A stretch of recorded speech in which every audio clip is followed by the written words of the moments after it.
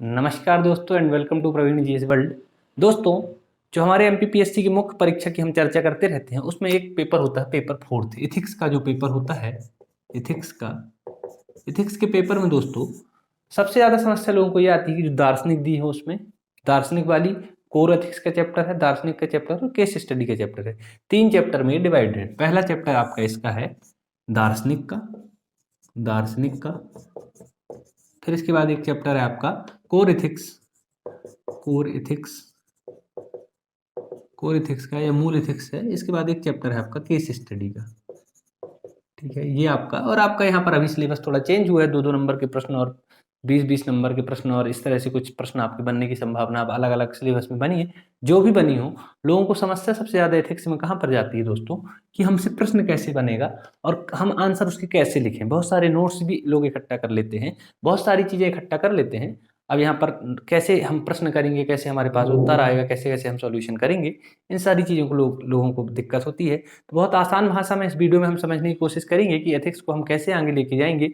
और बड़ा scoring subject है क्योंकि इसमें आपका माइंड खुद का खेलता है और आप वहाँ पर नंबर ला सकते हैं। 200 नंबर का ये पूरा पेपर आपका होता है, 200 नंबर का। और यहाँ पर फैक्चुअल की अगर मैं बात करूं तो मुश्किल से 70 से 80 नंबर ही फैक्चुअल काम होता है। बाकी की आपकी 120 नंबर की स्वयं की दिमाग की उपज होती है। स्वयं का दिमाग आप कितना लगा सकते हैं, आपका कितना माइंड काम कर रहा है, आप कितने एथिकल हैं, ये सारी चीज़ें इसी से समझ में आ जाती हैं। तो आप ये समझना है आपको कि ये 120 नंबर में हम कहाँ काम करते हैं। अच्छे से रट के जाएंगे तो आप 70-80 नंबर के ही सही प्रश्न कर सकते हैं। मुश्किल से इस 120 में से 10-20 नंबर और लाएंगे, आप 100 नंबर में बुक हो सकते हैं। लेकिन अगर मैं बात करूं यहाँ पर दार्शनिक की, कोर एथिक्स की और केस स्टडी की, तो इसमें प्रश्न कैसे बन सकते हैं और एथिक्स में हम अपनी सोच समझ कैसे डेवलप करें। तो दोस्तों, एथिक्स में कुछ होते हैं शब्द, कुछ शब्द होते हैं। आप एथिक्स पढ़ते हैं, मैं यहाँ पर एथिक्स पढ़ाने नहीं जा रहा, बस आपको ये बताने जा रहा हूँ कि आपको कैसे कैसे अपनी सोच को डेवलप करना और एथिक्स के वर्ड कैसे डालने हैं। अब जैसे आपके पास कोई शब्द आया सत्यनिष्ठा, सत्यनिष्ठा। आपके पास आया अंतरात्मा, अंतरात्मा। आपके पास आता है ईमानदारी। आपके पास ऐसे बहुत सारे शब्द आते हैं, लाखों शब्द आते हैं, ठीक है ना। उत्तरदायित्व आता है, आपके पास आता है सहानुभूति। अब आपको देखिए मैं बताना क्या चाहता हूँ, आप बस इस लेक्चर में लास्ट तक बने रहें। आपकी एथिक्स की समझ में कोशिश करूंगा कि पूरी डेवलप हो जाए और आप एथिक्स में कैसे उत्तर लिखें, क्या करें। ये अगर इतने सारे शब्द ऐसे करके लगभग 50 शब्द होते हैं, मैं ऐसे लिखता जाऊंगा, सहानुभूति, समानुभूति, उत्तरदायित्व, भ्रष्टाचार, ये वो। एथिक्स में जो मूल रूप से शब्द आते हैं यही शब्द होते हैं जो हर बार आपके पास आते जाते हैं। कहीं दार्शनिक में भी इन शब्दों का उपयोग कर सकते हैं, हर जगह केस स्टडी में भी। और कोर एथिक्स के तो ये शब्द ही हैं, कोर एथिक्स के तो ये एथिकल शब्द होते हैं, एथिकल शब्द होते हैं जिनकी बार बार उपयोगिता होती है। इन शब्दों की सबसे पहले आप बहुत अच्छी समझ विकसित कीजिए, बस इन शब्दों की समझ विकसित कीजिए। एज इट इज डेफिनेशन रटने की कोशिश मत कीजिए। जैसे सत्यनिष्ठा है तो हमारी निष्ठा ऐसी हो कि सत्य की ओर हो, हम कैसे हों, सत्यनिष्ठ हो, हमारे अंदर सत्य के प्रति झुकाव हो। यही सारी चीजें क्या है, हम कहीं से रट नहीं रहे ना, मैं आपको कहीं से पढ़ के पढ़ा रहा हूँ। अंतरात्मा है, अंतरात्मा मतलब हमारे, आप जानते हैं अंतर मन की बात होती है, जो एक इनर कॉन्शियस से एक आवाज निकलती है, अंतर मन से जो आवाज निकलती है, अंतरात्मा की आवाज। इससे आपके बहुत सारे प्रश्न बनते हैं इससे। तो इस तरह से स्वयं की सोच को डेवलप आप कर लिए हैं। आपको एक वर्डिंग के फॉर्म में खुद के लिखना है, पहले खुद को लिख लीजिए। अब आप सोचते हैं ये तो अब बता दिए नॉर्मली कि ये होती है, ईमानदारी होती है, कि सही से काम करना। आप इसको लिख लीजिए अपनी एक कॉपी में, ये सारे वर्ड अपने फॉर्म में भी लिख लीजिए। पहले आप ऐसा नहीं कि पढ़िए ना, पहले आप पढ़िए, किसी भी ऑथेंटिक बुक से पढ़िए या किसी भी ऑथेंटिक नोट्स से पढ़ लीजिए।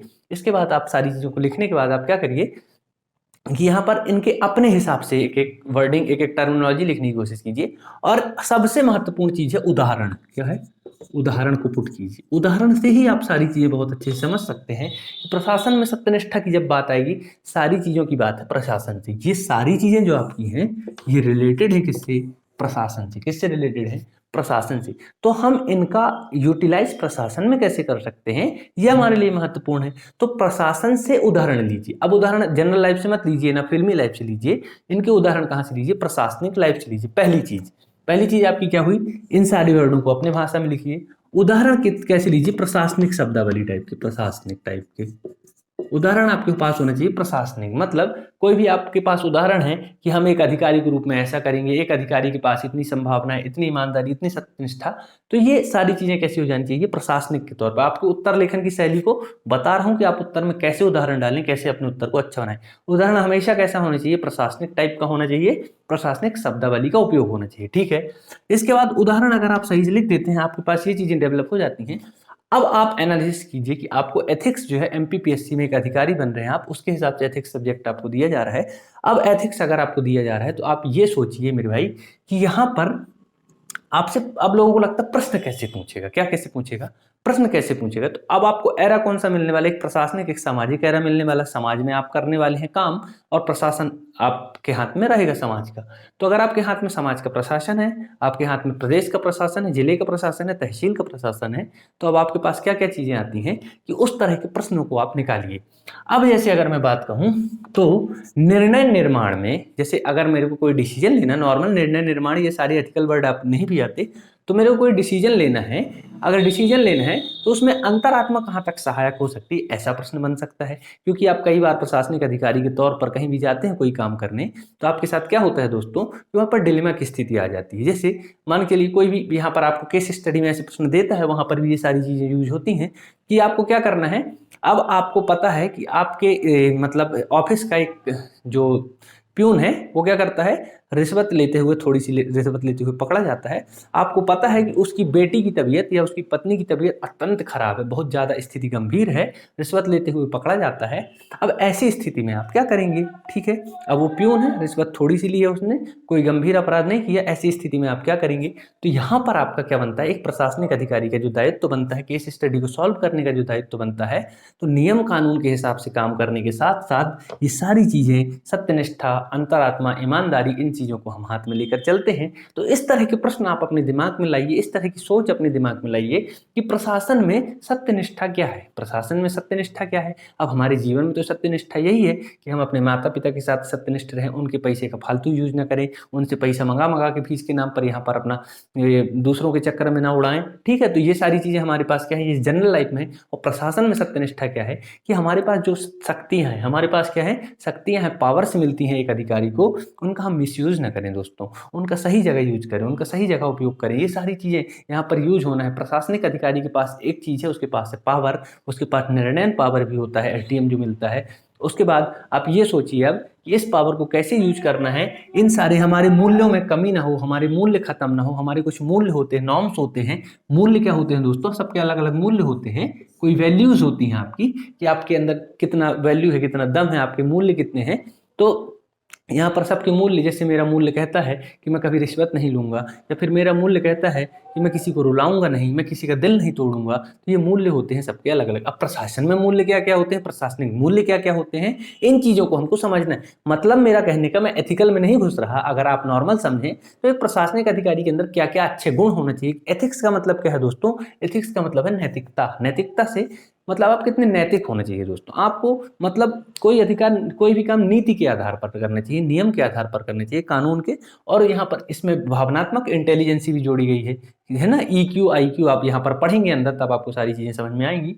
तो यहाँ पर प्रश्न बनने की जैसे अब दार्शनिक से कई लोगों के पास आता है प्रश्न की, प्रश्न यहाँ पर कैसे बनता है, तो दार्शनिक से कैसे प्रश्न बनेंगे दोस्तों। वो दार्शनिक उस काल के थे, उस काल से हमको इस काल में उस दार्शनिक से क्या देन मिली, ये तो एक तो प्रश्न बन सकता है। जैसे आदि शंकराचार्य है आपके सिलेबस में, आदि शंकराचार्य की वर्तमान भारतीय सभ्यता को देन बताइए। ये प्रश्न आपसे 20 नंबर में भी पूछ सकता है। आदि शंकराचार्य कहीं से भी 20 नंबर में पूछ सकता है, बड़ा प्रश्न है। फिर आपसे पूछ सकता है कि स्वामी विवेकानंद के द्वारा स्त्रियों के उत्थान के लिए किए गए कार्य बताइए। क्योंकि अभी जो समस्याएं चल रही हैं, उस समय वो समस्याएं अगर नहीं थी और उस समय उन लोगों ने उस चीज को अच्छे से सॉल्व किया है, तभी तो हमारे साथ हैं, हमारे पास सिलेबस में है कि उनने उन चीजों को सॉल्व कर लिया है। अब उनको पढ़ के हम इन चीजों को सॉल्व करें जो हमारे पास समस्याएं हैं, महिला संबंधी समस्या हो, छुआछूत संबंधी समस्या हो। तो दार्शनिक हमको इसलिए भी दिए जाते हैं कि हम वैसे विचार अपने दिमाग में ला सके, वैसी बातें कर सके। तो ये हमारे पास दार्शनिक से संबंधित प्रश्न है।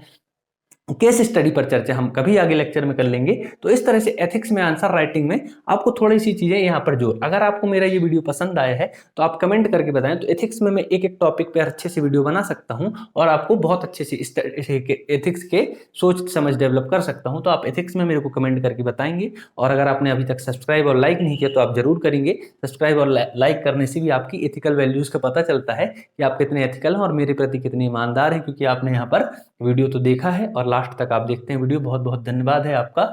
आगे हम एथिक्स के इस लेक्चर पर कंटिन्यू करते जाएंगे और एथिक्स पर हम बहुत सारी चर्चा करेंगे। इस पेपर आपको बहुत डेवलपिंग है। 140 नंबर अगर आपको मिल जाते हैं तो आपके पोस्ट में उतार चढ़ाव हो जाता है। कोई नायब तहसीलदार सीधे सेकंड ग्रेड पे पोस्ट पे पहुंच सकता है, क्योंकि यहाँ पर नंबर का बहुत खेल है। यहाँ पर 120 आते हैं लोगों के, जनरली 140 लाना है तो थोड़ी सी अप्रोच अलग होनी चाहिए, थोड़ी सी अलग सोच होनी चाहिए। तो हम इस तरह से इस पर काम करेंगे। तो बहुत बहुत धन्यवाद। इस तरह के लेक्चर के लिए हम मिलते हैं आगे। आप चैनल को सब्सक्राइब जरूर कर दें और अपने दोस्तों के साथ शेयर कर दें। बहुत बहुत धन्यवाद।